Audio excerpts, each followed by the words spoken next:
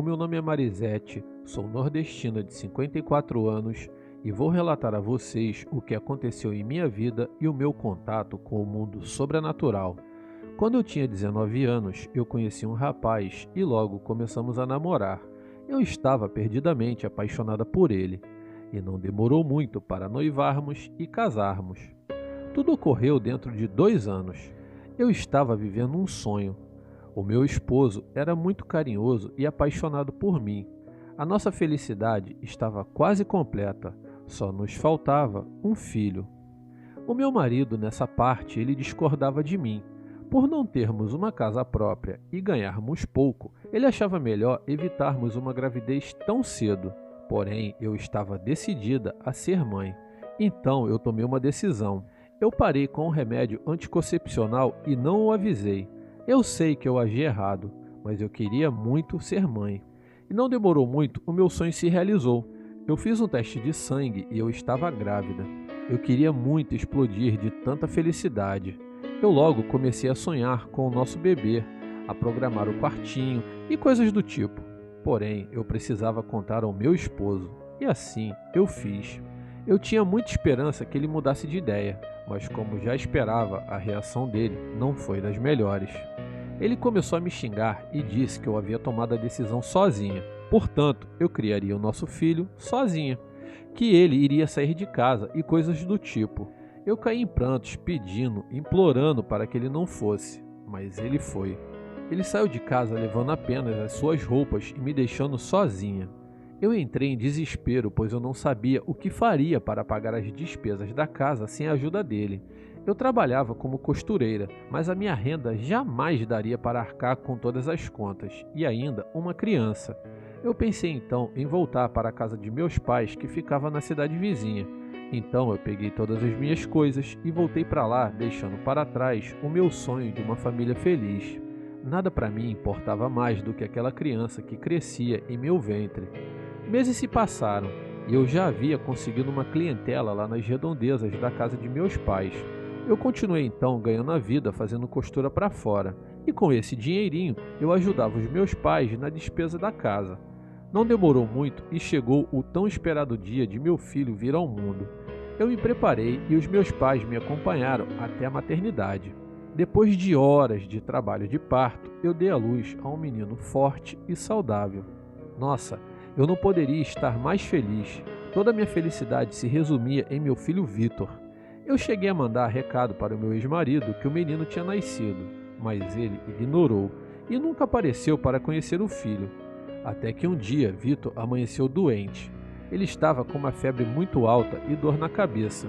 Meus pais e eu corremos com ele para o hospital e o diagnóstico foi meningite.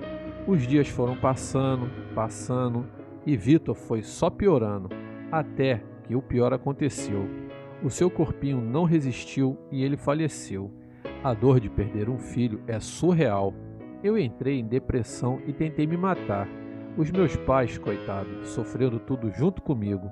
Resolvemos então a nos mudar daquela casa, pois o local estava me fazendo muito mal. No desespero de sair dali, os meus pais deram a casa deles em uma casa muito menor. Mas enfim, nos mudamos. Eu estava em tratamento médico para depressão e tentando seguir a vida. Porém, algo estranho começou a acontecer. O tempo todo eu ouvia o choro do meu filho. Às vezes eu saía correndo até o meu quarto, seguindo o som do choro dele, e chegava lá, não tinha nada. O meu sofrimento parecia não ter fim, até que certa noite eu estava deitada esperando o sono chegar para adormecer, quando eu comecei a ouvir um choro. Eu levantei e avistei na poltrona que havia em meu quarto um bebezinho iluminado por uma forte luz brilhante. Eu me aproximei e pude ver com clareza que era o meu Vitor. Eu caí no choro e em desespero tentando pegar o meu filho no colo, mas eu não conseguia. Era como se ele fosse uma fumaça. O meu desespero foi tanto e a dor foi terrível que eu fui até a cozinha, peguei uma faca e comecei a cortar o meu pulso esquerdo. Quando meu pai percebeu a minha movimentação, ele me impediu de fazer o pior. Por recomendação médica, eu fui internada em uma clínica psiquiátrica para tratamento e lá eu consegui me recuperar. Após um ano de internação e muita dedicação da equipe médica, eu estava praticamente curada. A minha vida parecia caminhar para o novo destino. Foi então que eu conheci Adriano. Ele trabalhava como enfermeiro na clínica e passou a demonstrar interesse por mim. Eu resolvi então me dar uma chance novamente de ser feliz. Então eu recebi alta da clínica. Eu arrumei um emprego em uma loja e comecei a namorar o Adriano. Eu estava retomando as rédeas da minha vida. Passado algum tempo, Adriano e eu fomos morar juntos. Nós estávamos felizes. Eu estava tão feliz quando Adriano então me pediu um filho. Eu sei que não foi insensibilidade por parte dele. Eu sei como é querer ter um filho, mas isso me trouxe as lembranças do meu Vitor novamente. De início, eu sempre desconversava a respeito desse assunto e continuava, claro, tomando meu anticoncepcional todos os dias certinho. Porém, eu acabei engravidando. Eu não entendia como tinha acontecido de uma vez que eu era super atenta com o horário do meu remédio. Enfim, eu estava grávida novamente. E ao contrário do meu ex-marido, o Adriano estava muito feliz, todo cuidadoso. Ele ia acompanhando cada passo da minha gestação. A minha filha Luísa nasceu de 8 meses e encheu a minha vida de alegria novamente. A minha família era perfeita e eu muito grata a Deus por tudo que Ele me deu. Anos se passaram e Luísa já tinha uns 4 aninhos. Até que um belo dia ela começou então com uma história de amiguinho imaginário. Ela conversava o tempo todo sozinha, até que eu me sentei com ela e comecei a perguntar sobre esse amiguinho imaginário. Quando ela me respondeu, eu quase desmaiei. Luísa me falou que o amiguinho dela se chamava Vitor e era um menininho loirinho que morava no céu. Novamente eu caí em prantos e fui abraçada por Adriano, que sempre foi muito católico e me orientou a encomendar uma missa pela alminha de meu filho falecido. Depois dessa missa, as aparições de Vitor para Luísa pararam. Logo, ela se esqueceu de seu amiguinho, que na verdade era o espírito do seu irmãozinho.